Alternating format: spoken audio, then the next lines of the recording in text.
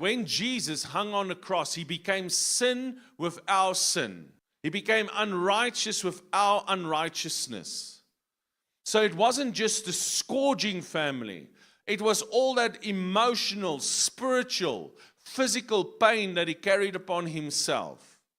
Like imagine angels went out throughout time, because they're not limited by time, back into history, and then into the future, took all of our sins in containers and poured it out over Jesus on the cross. That's why he cried out, Eli, Eli, lama sabachthani, my God, why have you forsaken me? Because he became sin with our sin. He became unrecognizable and ugly with our sin.